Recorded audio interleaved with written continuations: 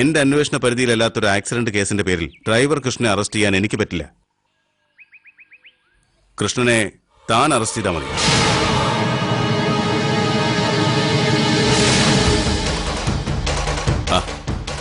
അതേടോ, യൂണിഫോമിൽ ഇരുന്നുകൊണ്ട് ഞാൻ ചിന്തിക്കേണ്ട കാര്യമല്ല. എങ്കിലും ഇങ്ങോട്ട് പടക്കമറിഞ്ഞവന് അങ്ങോട്ട് ബോംബ് എറിയുന്നതാ നല്ലത്. ഡ്രൈവർ കൃഷ്ണനെ പൊക്കി സത്യം പറയിച്ചാലും ലോറിയെ തൊടാൻ സാറിന് അനുവാദമില്ലല്ലോ. അവളുടെ ഇടപെടലും മറ്റും വ്യക്തമായി അറിഞ്ഞാൽ പ്രതിവിധി ഉണ്ടാക്കാം. അത് ഞാൻ DIG സാറുമായി സംസാരിച്ചിട്ടുണ്ട്. താൻ എന്ത് പറയുന്നു? അവളെ കൊടുക്കാനൊന്നൊരു വാക്ക് തികച്ചും വേണ്ട ഈ പൂക്കോട്ടിൽ ബക്കറിന്. സാറിന്റെ ഡീറ്റെയിൽസാ ഇന്ന് തന്നെ ഞാനൊന്ന് നോക്കാം. പിന്നെ അപകടമൊന്നും ഉണ്ടാവരുത്. ഹേയ്, കാര്യങ്ങൾ അവൻ വേഗം പറഞ്ഞാൽ വേഗം സാറിന്റെ അടുത്ത് എത്തിക്കാം. അല്ലെങ്കിൽ അവന്റെ ശവസംസ്കാരവും കഴിഞ്ഞ് നമ്മളെ മേലിനി കാണും.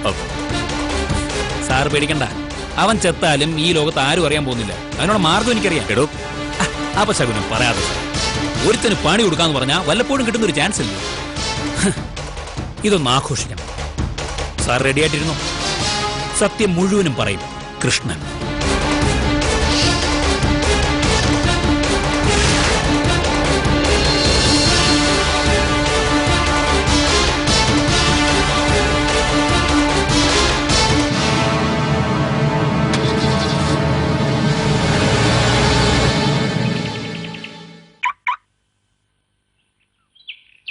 Excuse me, sir.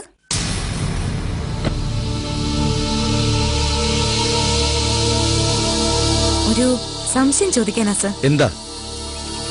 എന്റെ അഡ്വക്കേറ്റ് സ്ഥലത്തില്ല. എന്റെ കേസിന്റെ അടുത്ത ഹിയറിംഗ് ഫിക്സ് ചെയ്തോ സർ? റീഷെഡ്യൂൾ ചെയ്ത് തീയതി അറിയിക്കാമെന്ന് പറഞ്ഞിരുന്നു.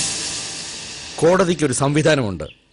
കേസ് റീഷെഡ്യൂൾ ചെയ്തു കഴിഞ്ഞാൽ കേസുമായി ബന്ധപ്പെട്ട എല്ലാവരെയും വിവരം അറിയിക്കും. അത് തനിക്കറിയാത്തതല്ല എന്നും എനിക്കറിയാം. ചോദ്യത്തിന് പിന്നിൽ മറ്റു വല്ല ഉദ്ദേശങ്ങളും ഉണ്ടോ? ഉണ്ട്. പക്ഷേ സാറിന് പരിഹസിക്കുകയാണെന്നൊന്നും തോന്നരുത്. പ്രതിപട്ടികയിൽ കിടക്കുന്ന ഒരാളുടെ പേരിൽ 1000 കോടിയുടെ സമ്പാദ്യം വന്നു ചേരുന്നതിൽ കുഴപ്പമെന്തേലും ഉണ്ടോ സർ? കൊള്ളാം. ഈ ചോദ്യം കൊണ്ട് ഒരുപാട് കാര്യങ്ങൾ ഞാൻ മനസ്സിലാക്കണമല്ലേ?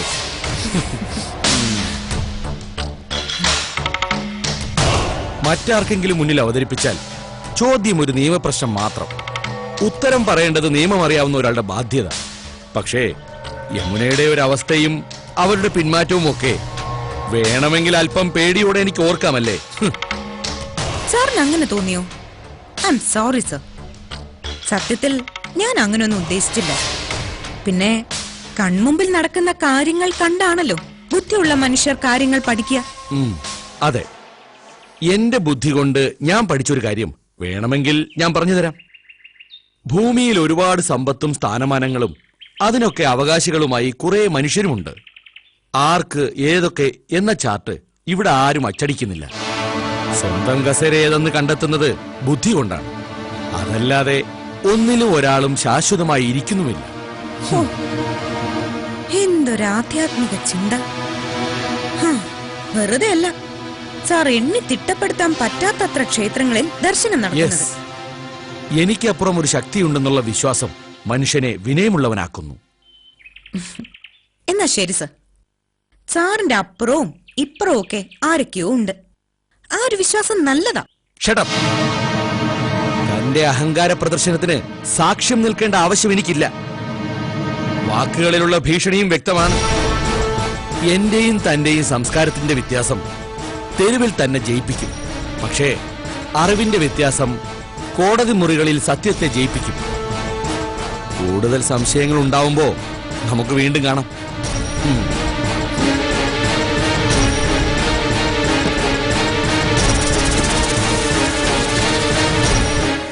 ഹോസ്പിറ്റലിൽ ഇപ്പൊ ആരുണ്ട്? പ്രകാശാരും ആദർശവും ഒക്കെ ഉണ്ട്. കണ്ടീഷൻസ് ഒക്കെ ഞാൻ അറിഞ്ഞു. ആ ടെൻഡറിൽ നിന്ന് പിന്മാറാൻ നിങ്ങൾ തീരുമാനിച്ചോ? ഉവ്വ് സാർ. അമ്മ അച്ഛനെ കൊണ്ട് അങ്ങനെ വാക്ക് പറയിപ്പിച്ചു. അതിനപ്പുറം അച്ഛനൊരു തീരുമാനം എടുക്കില്ല. അനിരുദ്ധൻ സ്ഥലത്തില്ലാത്തതുകൊണ്ട് ഞാൻ ഇതൊക്കെ ചോദിക്കുന്നേ ഉള്ളൂ. അമ്മയുടെ മനസ്സ് പേടിച്ചിരിക്കാം. പക്ഷേ അതിന്റെ പേരിൽ ഗ്ലോറിക്ക് വിജയം വെച്ച് നീട്ടുകയെന്ന് പറഞ്ഞാൽ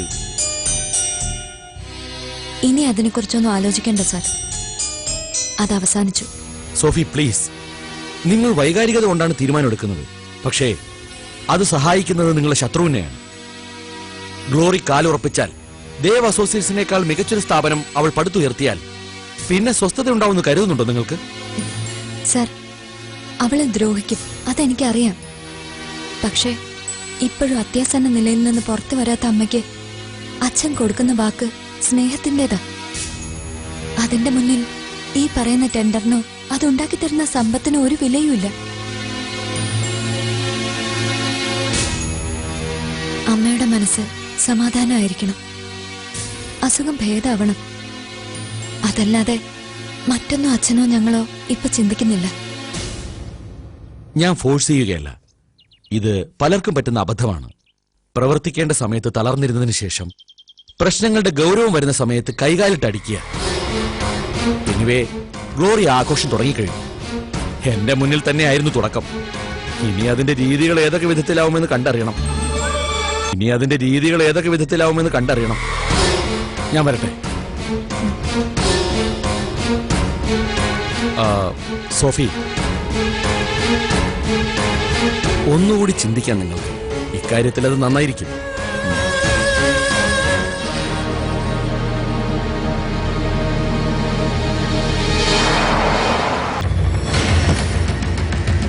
വണ്ടി എടുക്കും. ആരാ താൻ? ബക്കർ, പഴയൊരു പോലീസാ. നമുക്കൊരു സ്ഥലം വരെ പോണല്ലോ. ഇത് ടാക്സി അല്ല. എനിക്ക് ടാക്സി യാത്രയാണെന്ന് ഒരു നിർബന്ധമില്ല കൃഷ്ണ. കൃഷ്ണൻ കൂടെ ഉണ്ടാവണമെന്നുള്ള നിർബന്ധം മാത്രം. ഇറങ്ങണ വണ്ടിയൊന്ന്. ഇതേ പോലീസ് തോക്കല്ല, പൊട്ടും. വണ്ടി എടുക്കടാ. അതാണോ എന്നെ ചോദ്യം ചെയ്യേണ്ടത്? അയ്യോ, അവകാശം ഉണ്ടോ എന്നാണ് ചോദ്യമെങ്കിൽ ഇല്ല. പക്ഷേ ചോദ്യം ചെയ്യാൻ പറ്റുമോ എന്ന് ചോദിച്ചാൽ പറ്റും കൃഷ്ണ. അത് എന്റെ ബലം. ചോദ്യം വളരെ സിമ്പിളാണ് കൃഷ്ണ. എസ് ഐ തന്നോട് ചോദിച്ച അതേ ചോദ്യം. ആര് പറഞ്ഞിട്ടാണ് കൃഷ്ണന് കൈപ്പിഴ പറ്റിയത്? സ്റ്റേഷനിൽ അതിന് ഞാൻ മറുപടി പറഞ്ഞിട്ടുണ്ട്. എസ് ഐ സാറിന് അത് വിശ്വാസമാവുകയും ചെയ്തു. അവിടെയാണ് കുഴപ്പം കൃഷ്ണ.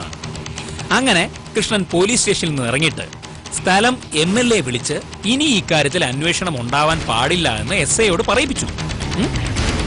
കുറച്ചുകാലം കൃഷ്ണ എനിക്കിതായിരുന്നു പണി, SI പണി. അപ്പോ ഇതിന്റെ ഉള്ളുകളികളൊക്കെ വായിച്ചെടുക്കാൻ എനിക്ക് നന്നായിട്ട് അറിയാവേ, സംശയമൊന്നുമില്ലല്ലോ. അതുകൊണ്ട് നമുക്ക് സമയം കളയണ്ട. താൻ കാര്യം പറഞ്ഞാട്ടെ, പറ. എനിക്കൊന്നും പറയാനില്ല. ഞാൻ കൃഷ്ണൻ ഇവിടെ ഇട്ട് തല്ലിച്ചതച്ച വല്ല രക്ഷയുണ്ടോ? കൃഷ്ണമനം പറയൂ. താനും തന്നെ ഭീഷണിപ്പെടുത്തുകയാണ്. അതേടാ, നിനക്ക് വേണ്ടി വിളിച്ചു പറഞ്ഞ MLA ബക്കറിന്റെ ആസ്ഥാനത്തോടൊന്നും കേറില്ല. ഇവിടെ ഞാനാണ് കാര്യങ്ങൾ തീരുമാനിക്കുന്നത്. മനസ്സിലായി നിനക്ക്? മര്യാദയ്ക്ക് സത്യം പറഞ്ഞാൽ ഇനിയും വളയം പിടിക്കാൻ ഈ കൈകളുണ്ടാവും. ഇല്ലെങ്കിലേ വെട്ടും കൃഷ്ണ. പടച്ചവനാണ് സത്യം.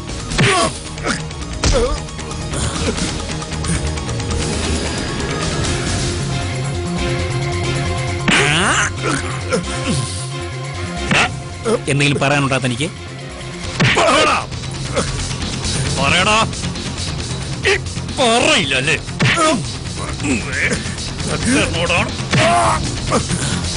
തല്ലി കൊല്ലടാ അവനെ. കൊല്ലടാ.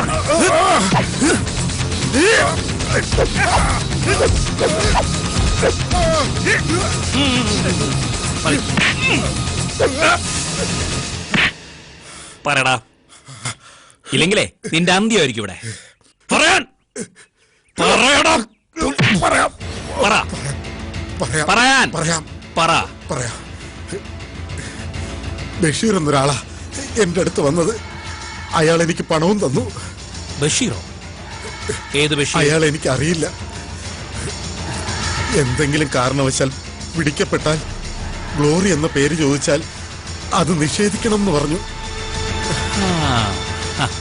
അത്ര മതി കൃഷ്ണ. താങ്ക്സ്. കൃഷ്ണനെ ഞാൻ കൊണ്ടുവന്നിട്ടില്ല, ഒന്നും ചെയ്തിട്ടുമില്ല. അങ്ങനെയല്ലേ പുറത്തു വരൂ? അങ്ങനെ പുറത്തു വരാവൂ. അതെ.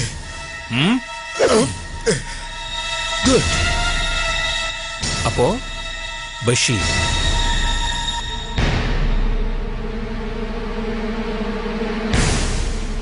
കാര്യങ്ങളൊക്കെ കൂടുതൽ കുഴപ്പത്തിലേക്കാണ് നീങ്ങുന്നത്.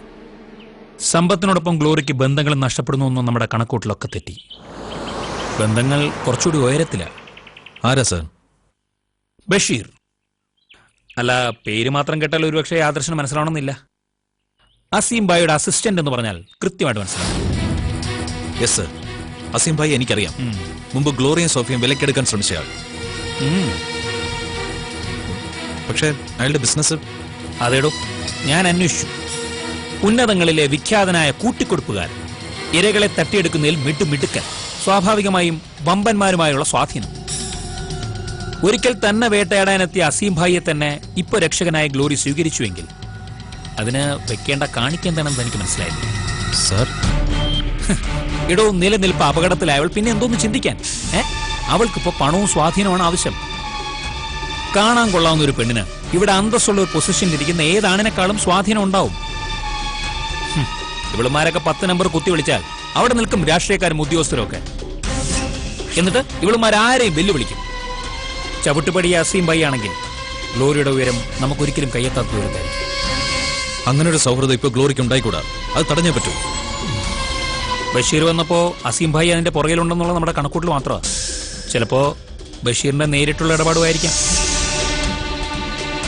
ഈ ആക്സിഡന്റ് ക്രിയേറ്റ് ചെയ്ത ബഷീറാണ്. അതിന്റെ അർത്ഥം ഇത് അപകടങ്ങളുടെ തുടക്കം മാത്രമാണ്.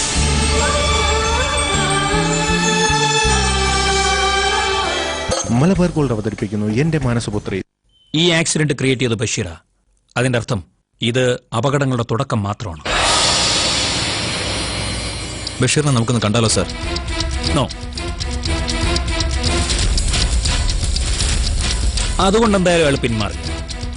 ഡ്രൈവർ കൃഷ്ണന്റെ മൊഴി പ്രകാരം ബഷീറിനെ കസ്റ്റഡിയിലെടുക്കാൻ CSRന് പറ്റും. അവിടെ നിന്നൊന്ന് പിടിമുറിക്കാൻ ക്രിമിനൽ പശ്ചാത്തലമുള്ള ബഷീറിനെ തടയാനും പറ്റും.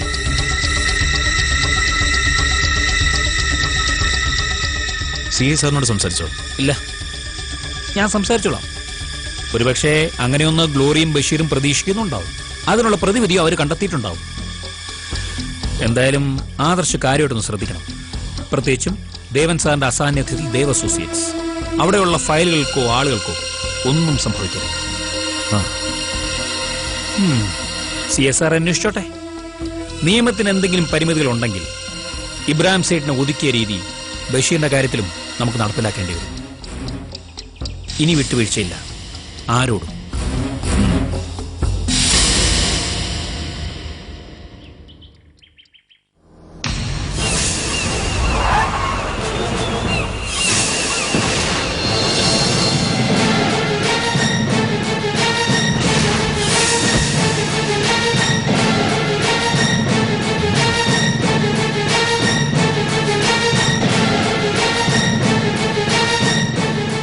Hello glory. ഹലോ. 2 ദിവസത്തിന് മുമ്പേ വരണമെന്ന് കരുതിയതാ. പെട്ടെന്നൊരു ട്രിപ്പ് വന്ന് ചാടി. വരണ്ടായിരുന്നു. ബഷീറിനെ ഞാൻ വിളിച്ചോളാന്ന് പറഞ്ഞിരുന്നതല്ലേ. ആടവ് എന്നോട് വേണ്ട. നമ്മൾ തമ്മിൽ അത്യാവശ്യത്തിന് ശത്രുത ഉണ്ടായിരുന്നു. എന്നിട്ടും ഒരു നിലനിൽപ്പിന് വേണ്ടി അവസാനത്തെ ആശ്രയമെന്ന് പറഞ്ഞ് ഗ്ലോറി എന്നെ വിളിച്ചപ്പോ ഞാൻ വന്നു. ഏൽപ്പിച്ച ജോലികൾ ഞാൻ കൃത്യമായി ചെയ്യുകയും ചെയ്തു. എന്നിട്ടും എന്നെ ഒഴിവാക്കാനാണ് ഉദ്ദേശമെങ്കിൽ... ഞാൻ അങ്ങനെ പറഞ്ഞതല്ല. ആ ആക്സിഡന്റിന്റെ അന്വേഷണത്തിൽ നിന്നും CI പിന്മാറിയിട്ടില്ലെങ്കിൽ... ഇല്ലെങ്കിൽ എന്താ? അയാൾ തലകുത്തി നിന്നാലും ഡ്രൈവർ കൃഷ്ണനെ കൊണ്ട് ഒന്നും പറയിപ്പിക്കാൻ പറ്റില്ല. പിന്നെ ഞാനിപ്പോ ഗ്ലോറിയുടെ കൂടെ നിൽക്കുന്നത് സോഫിക്ക് നല്ലൊരു പേടിയായിരിക്കും. എനിക്ക് ഈ സിറ്റിയിൽ എന്റേതായ ചില ജോലികളുണ്ട്. അതിനെനിക്ക് ഗ്ലോറിയുടെ സഹായം ആവശ്യമായി വരും. ആ ASPയെ വേണ്ട വിധത്തിൽ എന്നെ ഒന്ന് പരിചയപ്പെടുത്തിയാൽ മതി. അല്ല, അതൊന്നും പെട്ടെന്ന് നടക്കില്ല. എന്റെ നല്ല കാലത്ത് എന്റെ കൂടെ നിന്നവരൊക്കെ എന്നെ തള്ളി പറഞ്ഞിട്ടും ASP ഇതുവരെ അങ്ങനൊന്നും കാണിച്ചിട്ടില്ല. അത് അത്ഭുതമാണ്. അപ്പൊ അയാളെ നമ്മൾ മറ്റു കാര്യങ്ങൾക്ക് കൂടി ഉപയോഗിക്കുന്നു എന്ന് തോന്നിയാ... ഓക്കെ, ഞാനത് വിട്ടു. ഗ്ലോറിയുടെ ബാക്കിയുള്ള സൗഹൃദങ്ങൾ ഞാൻ ഉപയോഗിക്കുന്നതിൽ വിരോധമില്ലല്ലോ. ഇല്ല, പക്ഷേ ഒരു കണ്ടീഷൻ. ബഷീർ ചെയ്യുന്ന ഒരു കാര്യവും എന്റെ തലയിലേക്ക് വരാൻ പാടില്ല. അതൊക്കെ ഞാൻ ശ്രദ്ധിച്ചോളാം. ഇതാരുടെ ഈ വീട്? വക്കീലിന് താമസിക്കാൻ വേണ്ടി എടുത്തതാ. ഇപ്പൊ ആളത് സ്വന്തമാക്കാനുള്ള പദ്ധതിയില്ല. ഗ്ലോറിക്ക് വേണമെങ്കിൽ നമുക്കൊരു ഫ്ലാറ്റ് എടുക്കാം. വേണ്ട, then ഓക്കെ, ഞാൻ ഇടയ്ക്ക് വരാം. ഉം. 1000 കോടിയുടെ ബിസിനസ്സിലേക്ക് ഗ്ലോറിക്ക് ഒരു എൻട്രി കിട്ടിയത് ഞാൻ കാരണമാണ്. അത് ഗ്ലോറി മറക്കരുത്. സഹായങ്ങൾ ഞാൻ തിരിച്ചു ചോദിക്കുമ്പോൾ മടി കാണിക്കുകയും അരുത്. ഗ്ലോറി എന്റെ ശത്രു ആകാതിരുന്നാൽ ഗ്ലോറിയുടെ ശത്രുക്കളെ ഒതുക്കാൻ ഞാൻ മുമ്പിൽ നിൽക്കാം. വരട്ടെ ഗ്ലോറി. ഉം.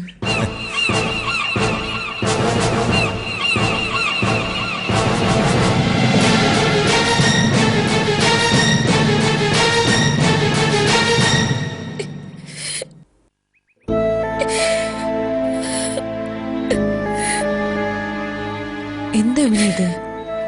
എന്തിനാ ഇങ്ങനെ കരയുന്നത്? ഹേയ്, സങ്കടമൊന്നുമല്ല. എന്തിനാ സങ്കടപ്പെടുന്നത്? എനിക്കെന്തെങ്കിലും പറ്റിയാൽ തന്നെ എന്റെ സ്ഥാനത്ത് നീയില്ലേ? നിനക്ക് എന്ത് പറ്റാൻ? നിന്റെ സ്ഥാനത്തിന് പകരക്കാരിയാകാനൊന്നും എനിക്ക് പറ്റില്ല. ഇവിടെ നിന്ന് നിത്യേനെ കേൾക്കുന്നത് നിന്റെ പേടിയുടെ കഥകളാ. മോളും ദേവനും ഞങ്ങളും ഒക്കെ ചുറ്റും ഉണ്ടായിട്ടും എന്താ സമാധാനം കിട്ടാത്തത് നിന്റെ മനസ്സിന്? നോക്ക്, നിന്റെ വാക്കു മാനിച്ച് എത്ര വലിയ പ്രോജക്റ്റുകളാ ദേവൻ ഉപേക്ഷിച്ചത്.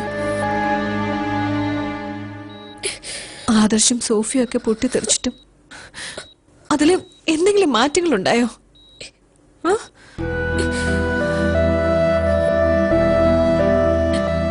ഞാനൊന്നും പറയാറില്ലേ അമ്മനെ, ഭാഗ്യവതിയാ നീന്ന്. 10 ജന്മമോ ഒരു ഭാര്യയ്ക്ക് കിട്ടേണ്ട ഭാഗ്യമാ ദേവൻ എന്ന ഭർത്താവിലൂടെ നിനക്ക് കിട്ടിയത്. എല്ലാവരും ശപിച്ചിട്ടുണ്ടാവും എന്നെ, അല്ലേ? ശപിക്കട്ടെ. ഒരിക്കൽ എല്ലാവരും തിരിച്ചറിയും. സന്ധ്യ, നിനക്കിവിടെ തന്നെ നിന്നൂടെ? ഞാൻ എപ്പോഴും വരുന്നുണ്ടല്ലോ. അതല്ല, ഇവിടെ ദേവേട്ടനെ ഒന്ന് ആശ്വസിപ്പിക്കാൻ.